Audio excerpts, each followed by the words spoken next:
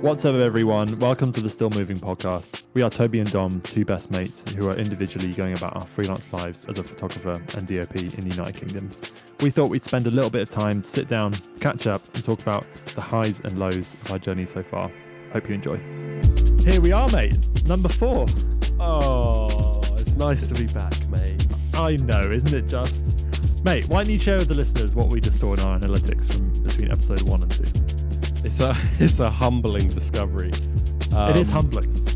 We dropped our listenership between episode 1 and 2. By the time that you've listened to this one, we don't know what the analytics are yet. But we dropped from 106 podcast listeners to 40. That's fine. It's okay. Everyone has their ebbs and flows, doesn't it? Let's be honest. Who needs the other 40? No one. Well, don't say that. Well, we would like you back, so if you want to come back, that would be great. You know, make us feel better about ourselves. The thing With is, me being an absolute Johnny Big Bollocks in the third one, saying about do we have to put an explicit thing on this now? Oh no. I was boasting about how we had 100 listeners in the first one. Now we dropped half of them. I look a bit silly now, don't I? Well, yes. And the thing is, there's no point pleading for them to come back because they're not listening. So they've gone, keep bleeding, keep. Anyway, welcome everyone. Thank you very much for tuning in and listening again to episode 4 of our podcast, which is quite fun. We're still in lockdown. The date today is January the 21st of January. I said January 1st, 2021. It's January 21st. That's quite American, isn't it? It is very American. Talking of America, Joe Biden is now the president of the United States as of yesterday. Pretty big day. Wow. How did you find it, bro? Well, I just don't share my political opinion on podcasts. We're not making it political. We're going to keep it clean. How do I feel? Well, I feel great. I feel great. Yesterday, started a new show on Netflix to mark the occasion. Did you? Yeah, I actually couldn't even tell you what it's called, though, because it's just such an insignificant show. Well, it's not. It's got 4 seasons. Hang on, I'm going to find out the name. Oh, it's called Cloud 9. Have you seen this on Netflix? No, I've seen it advertised a lot, but I've never gone on it. Never watched it. I'm gonna say I think it will be funny. I mean, okay. the first episode was really funny to me. What's it about? Is it like a high school drama? No, it sounds very high school. Cloud 9. No, it's based in a supermarket, basically like a Walmart kind of supermarket. And Walmart. Yeah, Walmart. You know what Walmart is? Yeah, I know what Walmart is. Okay. I lived in America for a year. All right. Flex. All right. I got my shopping from Walmart almost every week and got used to the taste of chlorine-filled chicken. But anyway, that's another story. It's essentially Asda, isn't it? Yeah, I mean it's owned by Asda. Yeah, exactly. Was it Walmart own Asda or Asda own Walmart? Probably Walmart own Asda. Yeah, it's likely, isn't it? Do you know what I mean? Like, if Asda owned Walmart, power to them. I don't think so. Well, to be fair, the good thing about Walmart in America is they have the kind of half an aisle dedicated to Oreo flavors, which, you know, I really appreciate that and I enjoy it. It's a bit of a novelty when you visit America. Do you know what I mean? Like, you want to pop into a Walmart. Oh, yeah. Martha and I pop into Walmarts all the time for their popcorn chicken on their little deli. You know, they've got a deli where they cook hot food and stuff. You risk it with the deli? Oh, mate, the popcorn chicken. I'm not even joking. I don't think a day goes by when we're in the US where we don't stop off at a Walmart and get popcorn chicken. That's why you return to the UK feeling just highly unwell. Yeah, and just craving salt. What was that story when you arrived in Seattle a couple times ago? For the listeners, Dom's lovely wife, Martha, is half American and has a lot of family in Seattle. So you go over quite a lot, don't you? And yeah, you were saying you got there. This was before you're married, I think. And like you guys woke up at like 4 a.m. and you're like jet lagged and you wanted Cheetos. Oh no. And did you go to Walmart and get Cheetos?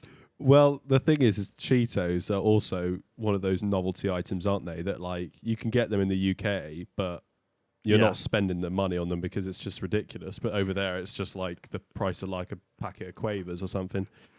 That's very true. I remember you saying you ate them and then you both woke up in the morning just feeling terrible. we basically, you arrive there at whatever time, you go to sleep. I don't even know what time it was. We just went to sleep to nap, and I think we woke up at 4:00 in the morning or something, and just was like, oh, I'm kind of hungry. What do we have? And all we had was a packet of Cheetos. So we ate one of those big, tucked in, one of the big it's for a party pack, and then we went back to sleep, which was the mistake, right? Because then when you wake up, it's just it was disgusting. It's tragic. You just feel like you've sinned.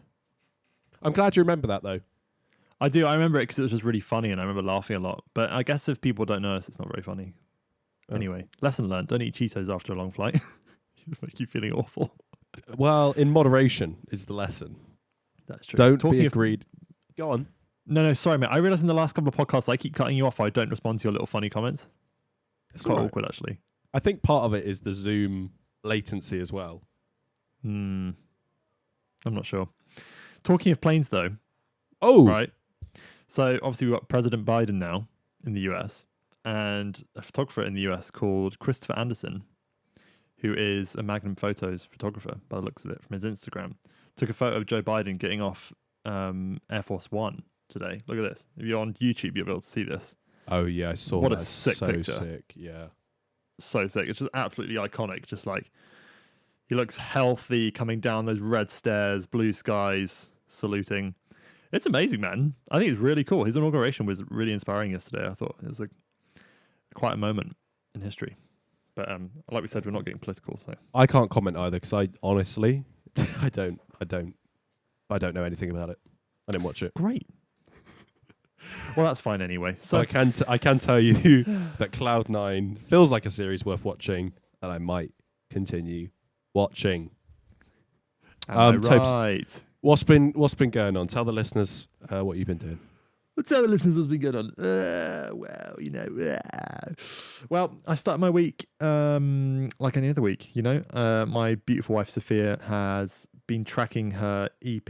She's a musician, so she's been doing that this week with a producer in the countryside, which has been very fun for her, which has been good. I've just been kind of sitting on my laptop while they've been doing that, so that's been nice. Enjoyed that very much. Were you drumming?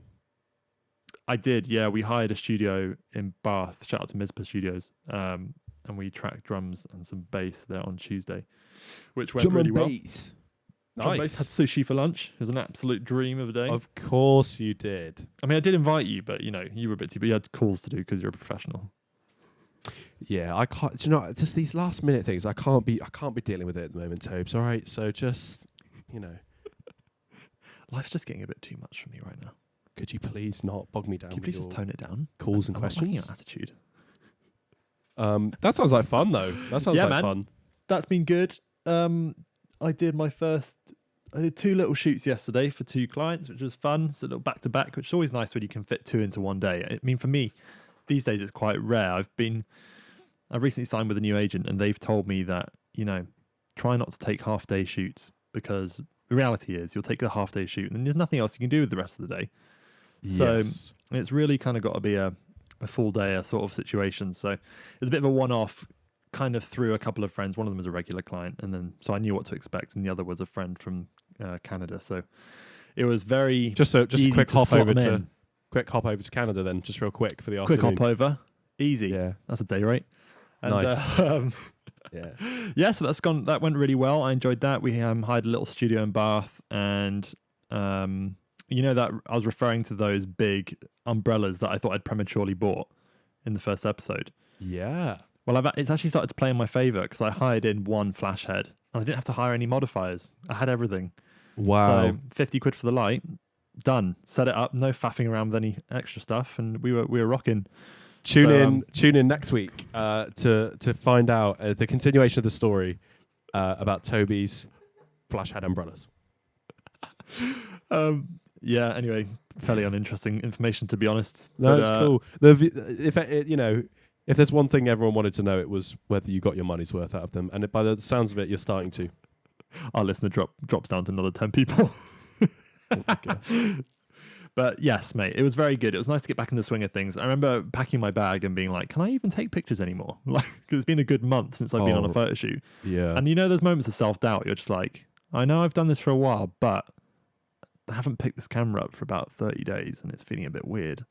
So I was a bit worried that I was going to be absolutely awful, but I feel like after the first couple of shots, I kind of slotted back into the rhythms of it and really enjoyed myself. So that was fun. But well done, mate. Yeah, here we are. Here we are, bro. How about you, mate? What have you been up to this week? What's been going on? Honestly, for the past 4 days, I don't think I've been outside to see daylight. That's sad. Yeah, not intentionally. Just, you know what it's like. Lockdown, sat in front of a computer. I wish there was more to say. I've been writing some treatments for some videos. Tell us about them, bro. Tell us about the treatments. Oh, they're great. If you can. And if the client doesn't go for them, then you're lost. No, it's good. I used to make them in Photoshop because I thought that was like, you know, I feel a little bit more creative in there because I can kind of like manipulate things. I've been doing it in Keynote. So easy. Much easier. Drag and drop. Do you know what I mean? It's so easy. I love it. I like that. So yeah, that's what I did this morning. Made a treatment for a music video that I'm hoping to shoot actually next week, end of next week. Oh wow, which quick would be turnaround. Cool. They're not messing around. Yeah, we're kind of already in, you know, we're kind of already quite far down the line, but it was just like making a treatment that we could all work from. Yeah, nice. Like a point of reference, but mate, For the listeners that don't know, for those that are a little maybe at more the beginnings of their career, could you explain what a treatment is? Because I learned this only a couple of years ago, and I've only been making treatments for about a year now, because I've only started doing shoots that require them for the last year. Yeah. Well, treatment. I mean, one or two things. You know, the first one would be pedicure, manicure. That's a type of treatment. Squeeze like that. But no, the type of treatment we're talking about. Yeah, man, a treatment. The thing is, I'm probably one of the worst people to ask this sort of question because I like you, kind of just find out like as and when with these sorts of things. I'm like, oh, cool. It's the same for everyone though. People are doing treatments. Figures it out. Right, like there's probably someone listening now going, "What?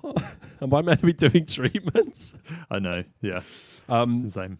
Essentially, I guess it's like a mood board. I guess like for me, what a treatment is, it's like an amalgamation of like a mood board, storyboard, concept. It's just basically like a document, like a PDF document. I guess it could be anything, like a PDF document, literally just like a Word document that just basically encapsulates the entire project, what you're looking to create, kind of in one place, right? So for me, I do treatments either one after I've been approached and they already kind of want to go ahead with working with me, but we want to basically consolidate an idea and also have a point of reference, right? Because it's really important that you don't end up, I don't know, they think you're doing one thing, you think you're doing another thing, and then you're on the same page. Exactly. Like a treatment kind of puts you on the same page. And then another reason you do a treatment is literally to win work, right? Like if you're pitching for a job and you need to show them what you're going to do and what you're going to bring, then you put a treatment together so they can be like, that looks awesome. I want that. That's my understanding of it, I think. Yeah, no, that's completely accurate, mate. I really relate to the pitching side of it because I think for stills and photography, that's probably more down the road of where the treatment would fit in, which would be kind of at the pitch stage.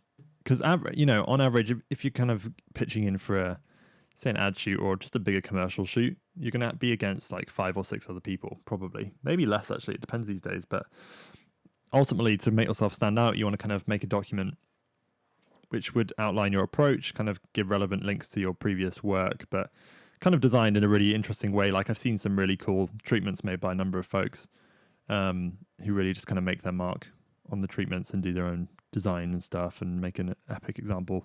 Oh man, yeah. There's some I've seen some treatments from, filmmakers that I look up to, and it's almost inspired. Like it's almost a whole world in itself. It's like, oh wow, I'm inspired to make my treatment look like that. Like just in the formatting, right? Like some people's formatting looks like epic. I think it's important too. I think it says something to a client having like a really nicely designed treatment. I think it's like put time into it. Yeah, use their branding and their color schemes and all that, fun stuff, and show that you actually are invested into their project. I think it's great. I mean, I saw one of Solomon Lifehelm's treatments. Solomon drop again. Yeah, it's just me and him, we're homies. We're homies. Yeah, he doesn't know. Solomon, mate, if you're listening, you won't be. He doesn't know get in it touch. We'll have you on the podcast. Mate, if you want to reach out, we might have you on. We don't know. Might have a slot. Things are busy though, so.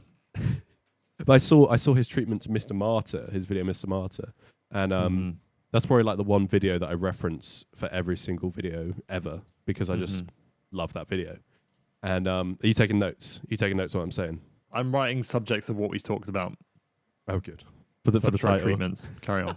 If you're watching on YouTube, you'll be able to see what we're actually doing in real life. Sign up on YouTube. I thought Toby was just so inspired. Hit the bell button, click the like button, click subscribe. And you'll be able to see this beautiful face. You'll be able to see my beautiful garage right now, which is where my desk is with my bins behind me. And carry on. Sorry, Dom. You were saying. Oh, what was I saying? Yeah, Mr. Barter. Well, the video I probably am inspired by the most. Well, really? At least that.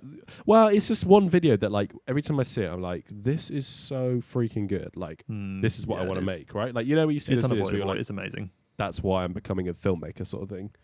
Yeah. I saw the treatment that he made for it. Obviously, after he'd made the video, it's been out. And the treatment it's really extensive. It's probably a good 30, 40 pages, like long. Yeah. And it's got like the talent. It's got like tons of stills of like references from the actual locations they're going to film in, like references of like work that they want to like reference to like visually and all sort of stuff. And you look at the treatment and it is literally a PDF document of the music video. And you got to think that treatment was made like potentially months in advance of making the video. So it's like if the PDF document looks just like the video, then like I think that's a skill in itself, is actually pulling off the treatment, because I could put a ton of pictures together and just never pull it off, But that was really cool seeing that. And then you also see how much work someone like Solomon Lichthelm's turning out every year. Like I looked at his 2020 archive and, I think it was like between 4 to 5 significant projects. So I'm like, at least once every 3 months, this guy is churning out a very high quality piece of work. And that's pretty crazy to think that. So like that treatment process, he's probably doing that at least 8 times if he's pitching for stuff. Yeah, well, have you seen I don't know if you've seen, back when he was like in, I guess like a year ago when he was really in those projects. Did you see some of the stories he put up about his frustration in creating, like putting time into treatments and labels just kind of like, literally just throwing to the side sort of thing? Yeah, I saw that. It's crazy. It's a grind, isn't it? Like, I remember like talking to a director who, at the time, this was like, I didn't know about treatments or sort of stuff. And he was literally like, all I am doing at the moment is making treatments for projects I want to do. And like, I'm just doing that. And he wasn't getting projects, not because he wasn't a good director, but just because that's just what you do, like you have to pitch, and he's just pitching constantly. It must be tiring, because I'm in a fortunate position where people come to me. I don't necessarily go scouting for shoots. That's something I'd love to do more of. But the work that I do, is it's probably smaller scale work, but people come to me, so it's like, cool, I'll just put a treatment together and they want to do it. Whereas like when you're in that position, you're spending hours, like maybe even days, like putting a treatment together, and then them just being like, sorry, we're going with someone else, which is valid, but you're also like, what? I've put so much time in with, and you don't see anything in that in that moment. It's crazy. Yeah. Yeah, it's pretty savage, I think. It can be quite discouraging. I think if you're doing quite a few at a time as well, and then you're putting a lot forward, and then, you lose all of them.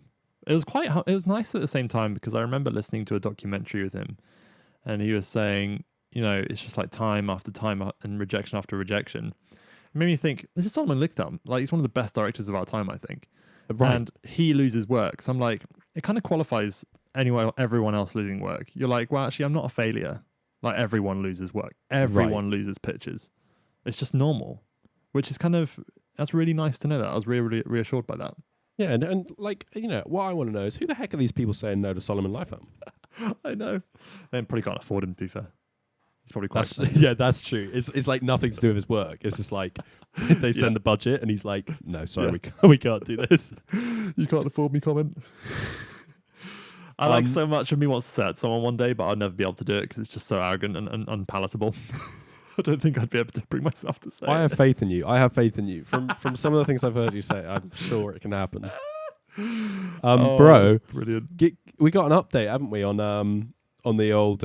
if you listened last week, you'll know that we lost our one the one person who actually reached out to talk to us for the podcast. Yes. We found the response. Is that right? Lovely segue, mate. I liked that. That was very on the ball. Yes. Well, we do. just keep it moving. Joe Paul, if you're listening, mate, thank you very much for sending your question in. The one question that I put out to my Instagram, and I loved it. He said, "How do you know your worth?" Very good question. And I think it's a question that probably every freelance creative type of person has to address sooner or later, and probably continually address as they go on, I think, and be able to have accurate assessments of where you're at. It's quite funny though, because I think everyone just learns as you go along. Everyone's just kind of guessing. I remember when I first started, I thought 250 quid was an absolute payday. And I was absolutely content with that. And then I got told very quickly that 700 a day was a much more acceptable day rate, which I still think is a heck of a lot of money. But how did you I had the same thing. Like I was charging little money, and then someone was saying, "No, you're charging way too." What was your response to that? Like, what did you think when someone said that? I'm gonna be rich. I'm gonna be rich. I just thought of all the shoots I'm doing for 250, and then made them 700, and I was like, started imagining all the Apple gear I was gonna buy. Wow. Oh, lol. Wow. No, seriously, I think it's always a good learning curve. I think you start to hear that it's acceptable from other people. Like even now, I'm learning a lot about rates and license usage and a whole bunch of stuff, which I've been growing in probably over the last few years, especially. But yeah, it's hard. I think you've got to make a really good assessment of where you're at as well with your work. And I think that takes people who are further ahead of you to help you with that. So I think reaching out and having, we are quite lucky. We've both got a mutual friend. Toby Thomas, you're probably listening. Hello, mate. He was listening. He was listening. To the first one. Might have dropped off on the He's second. Listening. He's listening going, everything Dom's saying, you've learnt from me. Well, Toby, you have been very helpful, mate, over the years. And I remember sitting down with Toby and you actually somewhere in London when we were maybe... 5 years old? Changing moments. Game changing. Yeah, I think how old were we then? You must have been 16. I might have been 18. Yeah. It was a long time ago. And I think I had really started doing a bunch of... I just interned with Serial Magazine. So maybe I was 19. I was kind of super young. I just done a 6-month internship. And because of the exposure of Serial, I started to get quite a lot of inquiries from people that I think I was way underprepared to take from. I had Hermes Paris, Barber, a bunch of high brands come through the door. And I really had no idea how to price myself. And I remember Toby sitting down with us and he was like, you guys should be charging 700 a day at minimum for a full day shooting. And my mind was blown by it because I was like, people pay that? That's an insane amount of money to pay for having photography done for a day. But you know what? I tried it with the next inquiry I had and it worked. That was didn't bat an eyelid. Dude, that's literally my journey of every time I put my price up. It's like, we'll give it a go. It's not going to work. Oh, it works. Oh, cool. Yeah. It's even better if you do it to the projects as well that you actually don't want. Yes. Or the projects that come along, you're like, oh, I'm really uninspired by that. I really don't want to do it. I'm just going to be at my most expensive rate. Yes. And if they take it, then it's a good day for me. That reminds me of the what's that 3 thing? Where it's pleasure, money, pleasure. Was it? Oh yeah. That's really good. Yeah, my friend James Allen taught me this when I used to be signed with Birch, and James is the director and founder of. And he says a really good way of kind of summing up what you think you should charge is you weigh between fame, fortune, and fun, which I thought was really good. So thanks James for that. Trying to get the balance of, will this work, get me exposure, fame, to more leads? Is it fun? And, fortune, how much is it going to make me? And you kind of you weigh it up. I've had some opportunities. I did a piece for a magazine, which I won't disclose on the podcast, maybe 3 years ago. And they said, hey, we've got £150. Can you go here for 3 days? And which is kind of daylight robbery in a weird way. Because then once you've done the 3 days, the travel, and then the editing, you've made a loss. But and the tax, and the deduct tax, the tax from that.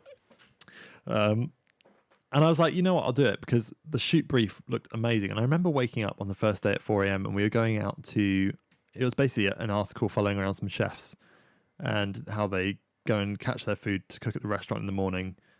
They come back to the, they prepare what they've shot or, foraged for. And, it's really interesting, thoughtful piece.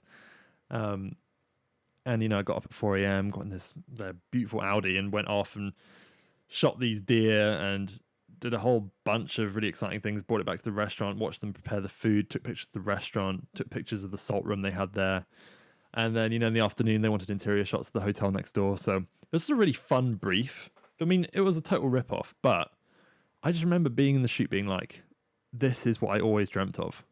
Yeah. You're like, that's the fun measure. Because you're like, this is what I want to do as a job. And like, I am getting paid for this. So I'm not doing this for free. I am working. So, I would probably very rarely ever do stuff for that sort of rate now, but it was a really great experience that I really loved and definitely don't regret doing. I think you got to weigh up what an experience is going to offer you, Oh, I think that's the like the 3 Fs, if that's what you could call it, the 3 Fs. Mm-hmm. That like it kind of gives you the permission, or like it kind of like validates like what you're doing, right? You're like, oh, I'm just doing this for fun. Like, should I really just be like enjoying it? It's like, yeah, like it's very unlikely that you're becoming a filmmaker or a photographer or any kind of creative for that matter if you're not doing it because it's something you really want to do. Because it's not like an easy job where you just like train and you just do it. Well, I mean, like it could be, it could be for someone. Every day is different. Do you know what I mean? And that whole like fame, fortune, fun sort of like thought process, it's really helped me recently. I was just being like, there's shoots where I was just like, I don't actually want to do that, but this is also a job. It's actually a job at the end of the day as well. So hang on, let's do that rate that you wanted to try out, and then you put that slightly more expensive rate, and they say yes. Yeah. Well, now it's kind of fun, Like I'm like, cool. Yeah. I'm getting paid a decent amount of money for this, and I don't know. Like I feel like I've spoken to a lot of people who's doing stuff that like I'm like I want to be doing, or like I admire where they're at, and they're still saying that they're doing it for free, or they're doing it for very little money. And I think that's quite real. I mean, until you're like huge, but I think that's quite just a real part of the process, isn't it? Like that you're gonna be working for free, and if I think I can definitely say for filmmaking, if you're coming in trying to make money, like you will make money, absolutely, but like I think it's the wrong mentality. Personally. Yeah, definitely, man. And I think as you grow in your career, you'll naturally create new boundaries for yourself of what you will work for. I mean, I've got a friend who he won't leave the house for less than $5,000. So he's like, I do the same. If Martha's like, you go to the shops, I don't even. So, can you get some milk, babe? I just jingle my little piggy bank and I say, pop it in here. You don't even look at her. She's behind her. I was like, you want me to go? That relationship didn't last very long. No, but not in an arrogant way. I think this guy's got a family, and he's not very close to London, but he's had a 25-year long career, so he can do it. Do you know what I mean? It's like he's got the absolute portfolio behind him, which he doesn't need to be like manically posting to, and he values his family more than going out and working now. He just takes fewer jobs, and the ones that he does take, they're going to pay the bills. They're going to do good. So I respect that. I love that. I also have a friend who really helped me with perspective on kind of rates and stuff. And this was recently, he was saying, my sister-in-law is a top surgeon in London. And when sometimes she'll get a private commission, and, she'll get a grand for it, and she'll be absolutely over the moon. Like, that's a massive payday for her. I was like, I take pictures of nice things and regularly get paid more than that. It's like utterly obscene. Like, it really puts into context like how fortunate and blessed we are to do what we do. I think if you really do start to have a career in this sort of field of creativity or any form of medium like that, you know, it's important to really stay level and just not get too ahead of yourself, because it is just a little bit absurd that we get paid to take nice pictures and make nice videos, and you know, people entrust us with that sort of money. So I think it's just good to keep everything in check. Fame, fortune, fun. Also keep perspective. Fame, fortune, fun, and perspective. It's okay. That's the acronym. Yeah, man. How did you you know, way back right at the first, like, charging someone, how did you know what to charge? Like, what was your grid for that? Was it like, did you know people, or were you looking online? Like, where did you go to find out that information? I kind of guessed. What was you're like 10 grand. I'm pretty sure this shoot cost 10 grand. The first paid photography gig I did was a wedding. And at the time I was at college and I was really going after graphics. I was like, I'm going to do graphic design as a career. And, but I was also fascinated with the photography side of things, and I was really into it at the time. And I just got my first, DSLR, kind of, you know, I got a 6D, I think, still got it. And, I had a friend just text me and say, hey, we're getting married on this date. Would you do the photography for it? Like, what would you charge? I remember sitting in college just being like, I'm just going to go for it. And I was like, I knew how much, I had a friend at the time who was doing weddings, and I knew he charged about $1,800 for a wedding. And I was like, well, I can't do that because I've never done a wedding. So I was like, I'm just going to go in at $600 and see what they say. Which, considering I've never shot a wedding before, is pretty ballsy, I think. Looking back, I was like, yeah, that's pretty up there with like a ballsy sort of figure, considering I'd never done it. And I was just like, 600? And she was like, yeah, cool. So I was just like, this is great. And you know, I did it, and I absolutely loved the experience. And I think because there was such a reward of £600 for doing a wedding, I was like fully in it. So like, you know, I was just brought my absolute best to the wedding. And I walked away with a set of images which got me another 3 weddings. So I was absolutely chuffed with it. And then, you know, for those 3 weddings, I charged $800. And then after that, I started charging $900. And I was like, wow, $900, this is amazing money. Like, if I start shooting a number of these a year, things are going to get pretty sweet, pretty good for a 19-year-old. I was like, yeah. So what about you, man? Do you remember the first time you charged someone and what you charged them? I think so. I think I genuinely charged someone 50 quid. I think, and it was like a proper, like, that's company. Much more normal though. Like, yeah, and to be fair, like, you know, I think with this sort of thing, like, with age, it's quite normal, right? Like, when you're younger, earning less, it makes sense, because to me, 50 quid was like, damn, I've just made 50 quid. Like, it feels amazing when you're young. It was so good. I think it's such a good part of the process too, don't you think? Like, that feeling of earning money for creating something. Oh, right, yeah. Even if it is 50 quid.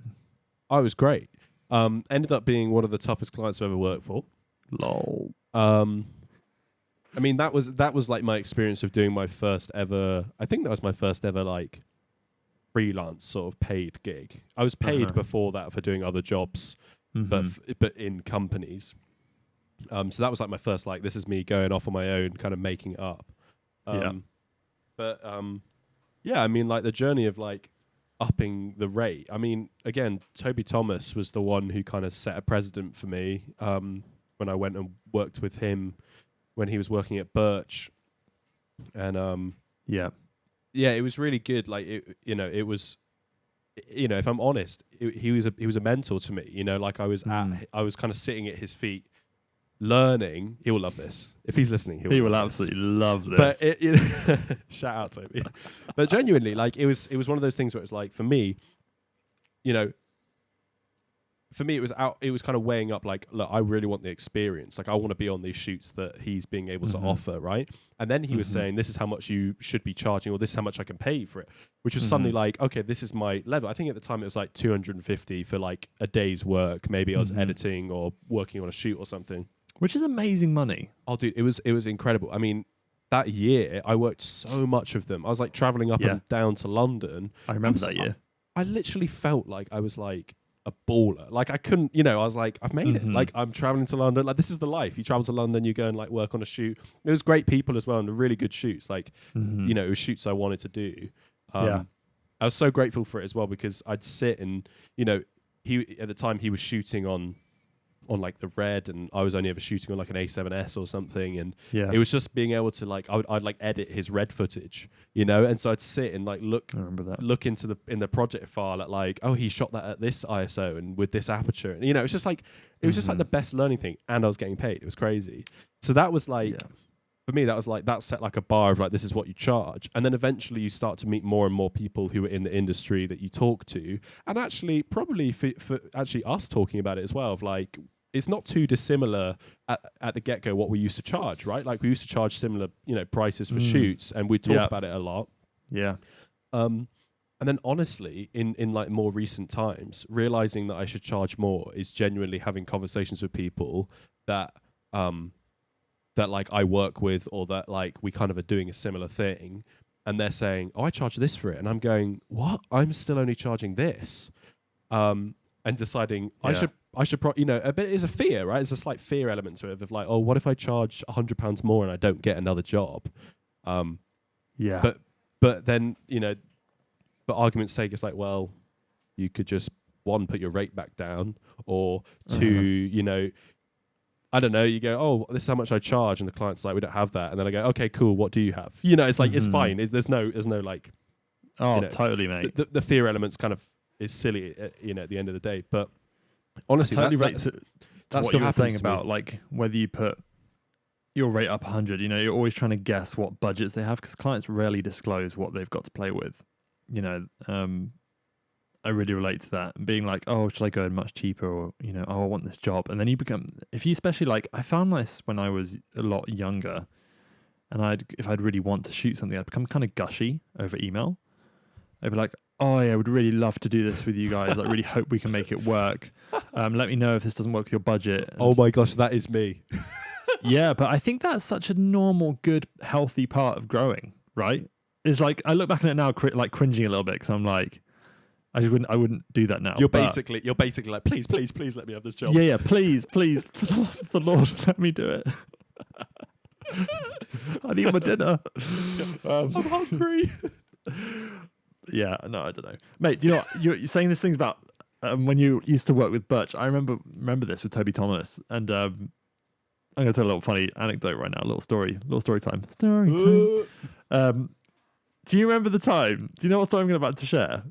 When I have no idea. You went up to London and you got kicked off the train halfway, and then I had to come to Bristol Temple Meads and pick you up at midnight.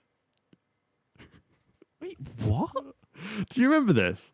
I mean, I do remember getting kicked off the train, yeah, but I didn't. Because I remember you saying, because you'd been talking to our friend Seb, who used to work at Birch, and you were like, mate, I can't afford to get up to London. This was ages ago. Just a disclaimer, I'm not like calling you out right now, Dom. This was a very long time ago. This was 2 days ago, Toby. And you were like, I can't afford to get up to London. And I don't know what happened, but you got on the train, and then I got a call from you being like, bro, I'm really in trouble. Can you come pick me up from Bristol? Yeah, I remember this now, yeah. What happened? Yeah, it was I mean, funny. Again, it's like early days. I mean, I remember when I first started, Toby would first offer me these jobs, like Toby Thomas would start offering me these jobs. And or at least like one of the first things was like, why don't you come along and just like assist and see what it's like? And at the time it was like, you need to be in London for like 9 a.m, which if you're getting that train costs close to like £100 or something like that. So I couldn't do those shoots. Like, he would ask me a couple of days before, I'd say how much the train cost, and it'd be like, this might not work out. Makes total sense. Like, the budget can't cover some random guy to come and just be on your shoot, right? But then even working with Birch, when I started working with Birch, I had like family. I have family in London, so I used to go up like the night before. I'd stay there for a shoot. But again, it was like you'd have like a budget for your travel, or like there'd be like, you'd have to be reasonable with how much you could spend on your travel, because at the end of the day, they're paying for me to travel up to London because I live in Bath. And so I used to. I don't know why this happened though. I mean, I must have bought like an off-peak ticket or something and like got on the. Oh no! This is it. the rail card. If like I used to have a rail card, and then if your rail card gets expired, and you're on the train, they just either kick you off or they try and fine you. And I've been like, this has happened to me like so many times. It's unreal. Like one time, he genuinely tried to hit my rights. He was like, if you do say anything when later questioned, whatever, something with court, you know, all that sort of stuff.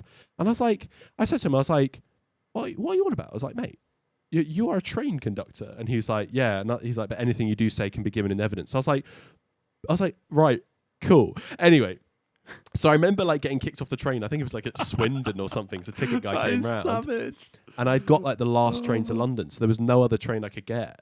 And the only train I could get was the train back. And I think it must have got me back like past midnight. And you must have come out and You fell asleep and it went past the bus stop. No. I remember this. And you're like, bro, I fell asleep. I'm in Bristol. Can you help me? That is such a quality story. Oh, mate. I feel like that shows that I just like don't really care enough about like my job. It's like, I don't care. I'm just going to get on a train and fall asleep. Ugh. But it was even funnier because you'd asked Seb for the money to get the train. You needed it in cash because at the time neither of us had credit cards. Yeah. And we were like, I need the money to get to London. So you'd done it and then you didn't even make it to London. I had to go back to Bristol. So That's sad, isn't it? I love it. That's sad. Bro, you know what? I've had a run in with a train conductor before, as you do. Go on. You know what? I love At these Paddington, stories. The train back to Bath, you can either get the 7 o'clock or the 7:30. Or the 7:30, that little sneaky one. Yeah, Bastard. got you. Do you know what I mean? I know what's it's happening. The one that's a little bit cheaper. But it's it's a lot cheaper, the 7:30 one, but I had a super off-peak ticket. So I could get the 7:30, but not the 7. I like finish up my shoot. This is maybe 5 years ago. And I go and arrive at Paddington. It's 5 to 7. I'm like, you know what? They never really check the tickets that often. They're very inconsistent. I'm just going to risk it. I'm going to jump on this train to Bath now at 7. Ooh, what a risk taker. Ooh. And jumped on What's it. What's going to happen? Away we went. And, you know, I know what's going to happen. It happens to me. Yeah, we get just before Reading and, you know, along he comes, you know, this train conductor. You know, he was one of the ones, you know, you get some really nice ones and you get some really self-righteous pricks who kind of, they know they're a train conductor and they just have an absolute swag about them and they're just horrible to deal with. Do you know what? If you were a train conductor, that's who you would be. It actually is. That's hilarious. Whatever you do say, maybe it gets you in court. Excuse me, sir. It's like, what are you doing? You're arresting me. Yeah, sorry, sir. You can't be doing that. Oh, I love that. Oh, yeah. Anyway, Did you get he kicked came off, over and or do he you was have to like, pay? right, you have to pay for another ticket. I was like, okay, I'll pay for another ticket. And he was like, it'd be £65. I was like, it's 25 quid on the app. He was like, You should have bought it then. Yeah, right. Yeah. Lesson learned. He got it out and then my card declined. I had a Visa debit and it declined. And then I was like, oh, well, I've got money in my account. He was like, all right, yeah. And I was like, right, let's try again then. And it declined again. I got my internet banking out and showed him my bank account. And I was like, no. I have the money. This is your problem. And he was like, you're getting off at Reading. It was a lost battle. Did you get off? I was so angry though, because I was like, this is now your issue that I can't pay for the ticket. Like, this is your reader's problem. Because, you know, I'd used it tons that day in London and it was fine. Like, I had plenty of money in it. It was like, anyway, 5 years old.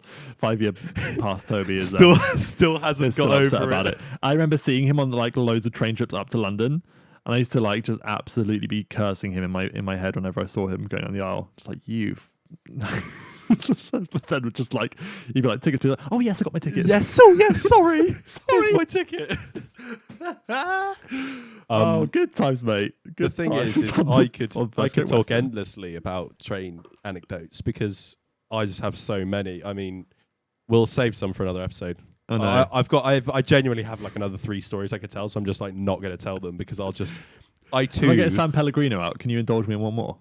Yeah, go on. Go on. Okay, one second. Let's get my San Pellegrino. And now for our sponsor, Squarespace. Wow, Squarespace. As Toby's not here, I'd like to take this opportunity to just talk you through Squarespace. Squarespace is a website building application Here we go. that allows Hello. you. Oh, that's the Squarespace bit over. Ah. Right. Final anecdote of train stories. Bit of ASMR. I also had the thing is I understand the situation of getting. Stop that. I have this understanding of what you just said then about getting the 7 or 7:30, right? Because there's peak, off peak, or super off peak. Yeah. The 7:30 is off peak. The 7 is peak. Anything past 7:30 is off peak. Jokes. It's true though. It's true. Yeah, it's true. And sometimes the barriers are open, and I did what you did. Just got on, right? You get on. Just get on with it. You get all the way to Bath. This is the 1st of January, by the way. This is the 1st of January. Came back from Zurich. I went on a trip to Zurich for New Year's. Got back, right? Are you writing trains down or something? Yeah, I wrote train fines. Carry on. Get to the barriers, right? Lawrence. Lawrence is his name. I'll say him by name. It's Lawrence. I get there. Exposed. I go, put my ticket in the machine. Beep, beep. No. There's a problem. All right. Lawrence. I didn't know his name at the point. So, excuse me. Sorry, I can't get through the machine. Right, Lawrence. Hey, Lawrence. Help brother out. Help us out, bro. I was like, mate, I can't get through. And he looks at the ticket, and I'm thinking, oh gosh, here we go. And he's like, it's because you have an off-peak ticket, a super off-peak ticket, and you're on an off-peak train, whatever. I was like, right. I said, well, the train conductor came round and didn't say anything. He said it's all cool. And if he didn't say anything and I'm all the way in Bath, that's now not my problem, I believe. I mean, it is. It is 100% my problem. Unbelievable, Lawrence. He then fined me on the spot, I don't know, I think about £80 or something like that for it. Oh, my gosh. And the end of the story is, as I left, I told him to have a terrible year. Oh, that is, wow. Lawrence. I turned around and I said, I think he might have said, like, have a nice day. And I said, So passag. I said, I hope you have a terrible year, Lawrence. And then I walked off. I regret that to this day. Be And truthful. Did you throw a couple of fruity words at him? I actually didn't. I didn't. I'm pretty impressed because when you get angry, you don't hold back. You're very confrontational. But actually, no, you're not confrontational. You're quite passag. Confrontational. A what? Passive aggressive. Passag. Passag. Yeah. Oh, cool. Yeah, it felt great in the moment, and then as soon as I went through the barriers with my £80 ticket, I was like, oh, I feel horrible. You went through and then you just had an internal dialogue of, Dominic, I'm so disappointed in you. I was like, he's having a terrible year now just because he did his job. You come back next time. He's anyway, like, where's Lawrence? He died. What? I pray for you now, Lawrence, every day. For my sins. Mate, that is quite funny. You know what? I like that anecdote that we went off and talked about trains. How's the San Keeping Pellegrino? it fresh, keeping it moving. How's the San Pelli? I call it a San Pel. San Pel. A San. Well, here's the thing. We were at Mizpah Studio in Bath the other day, and our friend Mark Benabjak, lovely chap, he basically had a load of San Pellegrinos that hadn't sold from the venue above because obviously the venue's been closed since March last year. So they've got loads of stuff that's gone off, and Mark just inherits it from the venue manager. And he was like, "Oh mate, just take home the crate of San Pellis." You take the crate home. I took the whole crate home, and my brother and sister-in-law, who I live with, they love San Pellegrino. I don't really like it that much, but you know what? I had a little moment. I was like, I think I'm gonna have one. Oh, I love a San Pelli. Yeah, you do. You love it, mate. With But these are lemon ones. Do you know what I mean? On the, I'm more into the grapefruit. lemon one. That's great. Yeah, it's nice. It's very refreshing. I'm not gonna lie. It's good. We're not sponsored by them yet. I had a pot of Pringles, also in the same context to you from that place. With You offered us a tray of those as well. Yeah, don't have them. Don't. Did you take them? No. No, they Know my limits, mate. They don't taste good. I'll tell you that. They just like stick together just to be like one massive Pringle. You eat it like a cake. You know how like when you're having a Pringle, you just really want that salty texture, that salty. It's like the crunch, the salt. Oh, I know. It's soft and not salty. No, we don't like that. We don't like that at all. Like a malt. Malt is the only flavour I could say. Is malt a flavour? I don't know if malt is a flavour. Mm-hmm. You understand what I mean when I say malt, don't you? I do understand. Malt Pringle. Anyway. Malt Pringle. You know what I tried out the other day? I tried out Walker's Stacks. Oh, are they good? I don't know how they haven't got sued by Pringles. They must have done. Are Pringles Walkers as well? Hold on, you're right. They're in the same thing, aren't they? Yeah, it's just a different lid that isn't as good. A worse lid. It's a worse lid. It was really hard to get into. It really annoyed Soph because she wanted barbecue ones. And I went off to the little shop and I got some stacks because they were half the price. That's where Walker's done it. I was like, oh, they're half the price. And she was like, absolutely infuriated. She was like, what have you done? I don't want this. I ate the whole pot to myself. Did they taste good though? I thought they were right. Yeah. Tastes the same to me. She said there was a big difference. Fine. But, there you go. Anyway. Fine. Good times. Good times, mate. Bro. Lovely to chat to you, man. Mate, always lovely to chat to you. I never know how to end these. I feel like every time I listen to the end, I go, what are you? You're just chatting. And the music's playing now. It's kind of playing a little thing. And it's, Yeah. How long were you chatting for? 50 minutes and 33 I can seconds. get sign off there. We were going to talk about something else, but I think we could save that to the next one. What were we going to talk about? We're going to talk about like routine, rhythm, finding your lifestyle as a photographer or filmmaker. That was actually all we were going to talk about. So it was. We went off on one. So I think that's a quality podcast. Oh, if we say so ourselves. Fantastic. That's a very Toby comment, that is. It is. That is a very you comment. Oh, brilliant. Well, we'll cover that next time, I guess. Yeah, excellent. All right.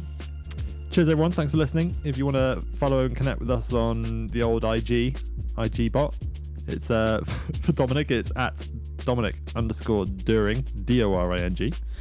And for myself, it is at _Toby Mitchell.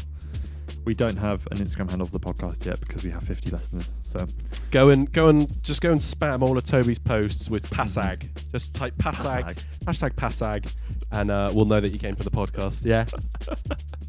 Love it. Let us know what you thought, any questions or thoughts about what you think we should chat about on future episodes. And let us know if you got caught out on that 7:30 train. Yeah. Let us know. The 7:30 from Paddington to Bath, it's an absolute nightmare. So let us know. And we'll see you next week. Cheers, bro. Bye.